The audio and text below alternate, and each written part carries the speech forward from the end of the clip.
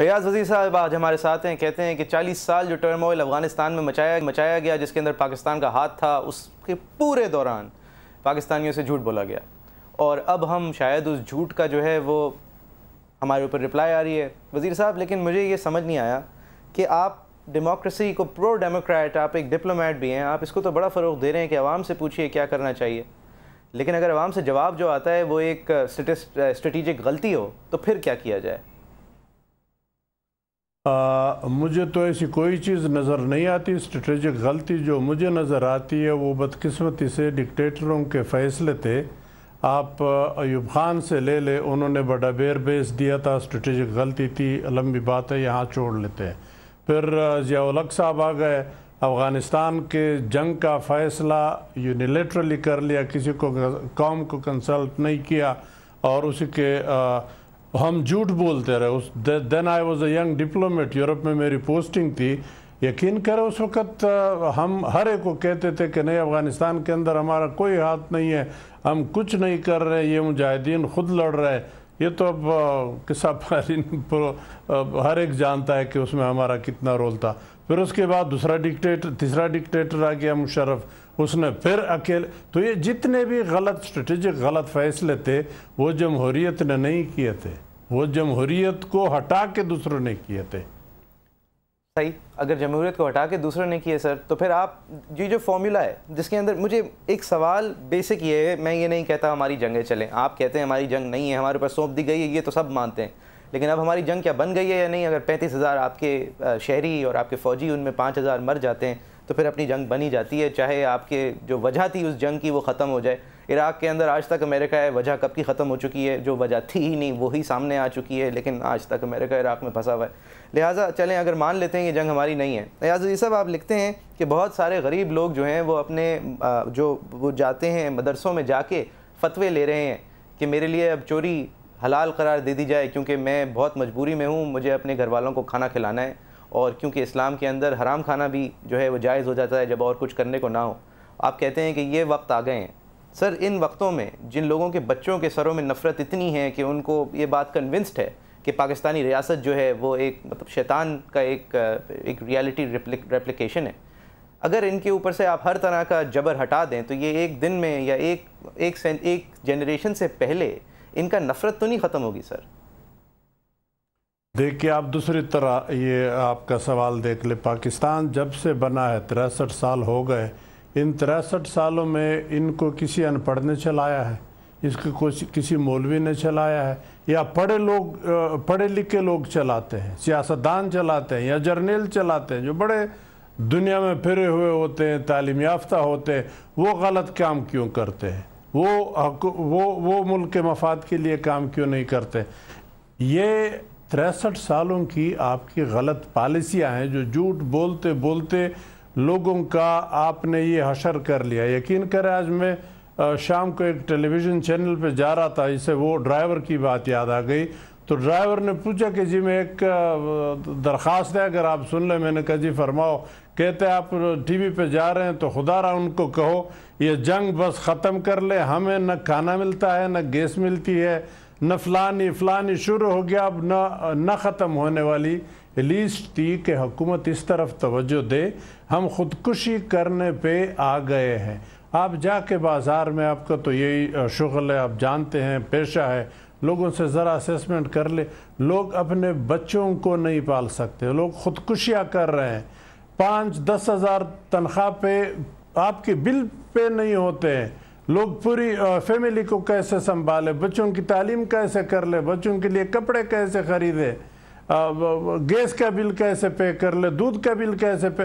ایک چیز تو نہیں ہے. آپ دیکھیں، ہر روز آپ بجلی بڑھاتے ہیں، ہر روز آپ گیس بڑھاتے ہیں، لوگوں کی تنخواہیں بھی تو بڑھا دو. لوگوں کو یورپ میں اگر بڑھتے ہیں تو وہاں پہ انکم بھی بڑھا ہے. یہاں پہ آپ انکم گھٹاتے ہیں، لوگوں کے اوپر ٹیکس کا بوجھ ڈالتے ہیں، اور اللہ کے فضل سے خود امیر ترین لوگ اوپر پہ بیٹھے ہیں، ایک دھیلا ٹیکس نہیں دیتے، اگر دیتے بھی ہیں تو برائے نام ٹیکس ہے. آپ ان سے ٹیکس لے لیں، یورپ کی طرح بنا لیں، امریکہ کی طرح بنا لیں کہ لوگوں کے ٹیکس سے لوگوں کے لیے فیسیلیٹیز پیدا کر لیں. اب آپ عوام کو نہ صحت دیتے ہیں، وہ ہسپتال کا پیسہ خود بھرتا ہے. آپ نے ان کو تعلیم کے پیسے دیتے، بچوں کو خود تعلیم پڑھاتا ہے، آپ نے ٹرانسپورٹ دیتے، یو نیم اینی تھنگ، اگر کوئی فیسیلٹی آپ عوام کو دے رہے ہیں، پھر آپ کس خوشی میں ان سے یہ 2 روپے ٹیکس جو ان سے لیتے ہیں، غریب لوگوں سے، امیر سے نہیں، اور انہی غریبوں کے پیسوں پہ پھر آپ بلٹ پروف گاڑیاں اپنے لیے خریدتے ہیں۔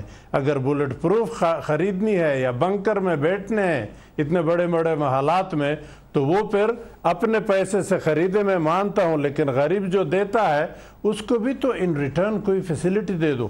لوگ یہاں تک آ گئے کہ کراچی میں لوگ مدرسوں کو گئے ہیں، درخواستیں دی ہیں کہ خدا کے لیے ہمیں یہ فتویٰ دے دو، کیونکہ اسلام میں جائز ہے کہ اگر آپ بھوک سے مرتے ہیں تو آپ مردار جانور کا گوشت کھا سکتے ہیں۔ تو ہماری حالت اب یہ ہو گئی ہے کہ ہم بچوں کو نہیں سنبھال سکتے، فیملیز کا لک آفٹر نہیں کر سکتے، تو ہمیں اب چوری ڈکیٹی کی اجازت دے دو کہ ہم یہ امیروں سے لے لیں کہ ہم بچوں کو سنبھالیں۔ اس دن سے ڈرو، اگر انہوں نے یہ فتوے دینے شروع کر لیے پھر کیسے سنبھالو گے؟ تو ہمارے حکمرانوں سے درخواست ہے کہ خدا کے لیے یہ حالات دیکھ لے ملک کے اندر، یہ باہر دوروں پہ جو خرچے ہو رہے ہیں، شاہ خرچیاں ہو رہی ہے پرائم منسٹر ہاؤس میں، پریزیڈنٹ ہاؤس میں، اور آرمی کی شاہ خرچیاں۔ پرسوں ایک ٹیلی ویژن چینل پہ تھا، ایک اینکر پرسن، بڑے مشہور آدمی، نام نہیں لیتے، انہوں نے کہا کہ آرمی کے گالف کورس کے لیے جو گاس اس میں ڈالتے وہ شاید یو اے ای سے آیا تھا۔ تو ان شاہ خرچیوں سے ہم ہٹ جائیں، اپنی غریبی دیکھ لے، اپنے غربت کے مطابق پاؤں پہ لائے تاکہ اس چادر کے اندر آ سکے۔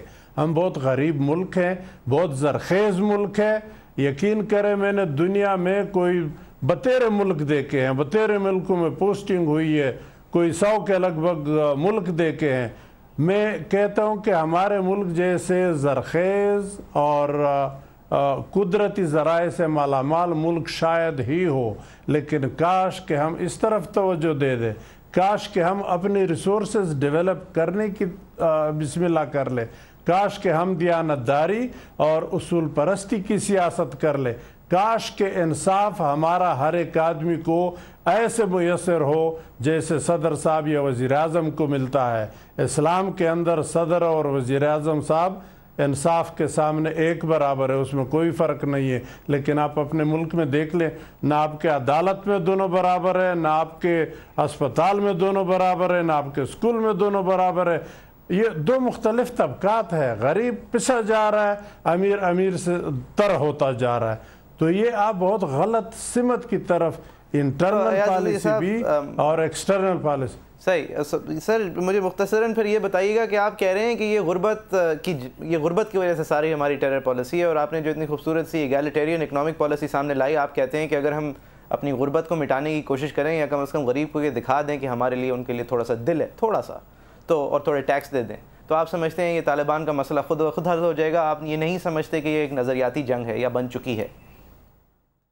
دیکھیں، نظریاتی جنگ تو اپنی جگہ چھوڑ دیتے، آپ کی غربت کی طرف آ جاتے۔ آپ میرے ساتھ چلیے، میں آپ کو ٹرائبل ایریا لے جاتا ہوں، پھر آپ خود فیصلہ کر لیں کہ 63 سالوں میں آپ نے قبائلیوں کے زندگی میں اقتصادی تبدیلی اور ڈیولپمنٹل کوئی پروجیکٹ کیے ہوں تو میں پھر آگے نہیں بولوں گا۔ پہلے بھی لوگ غریب تھے، نہ اسکول تھے، نہ اسپتال تھے، نہ کوئی معاش کا ذریعہ تھا۔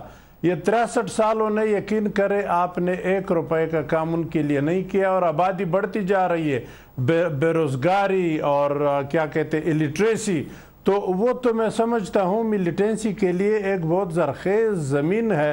شکر کرو کہ سارے قبائلی آپ کے خلاف اٹھ کے کھڑے نہیں ہوئے، کہ ایک تو آپ نے ہمارے لیے 63 سالوں میں کوئی ڈیولپمنٹ نہیں کیا، کوئی اسکیم یہاں نہیں بنائی، کوئی سڑکیں نہیں بنائی، کچھ نہیں کیا۔ اس کے اوپر جو ہم نے اپنی مدد آپ کے تحت کیا وہ بھی جہازوں سے اور توپوں کے ذریعے تباہ کر دیا، کسی کو کمپنسیشن نہیں ملی۔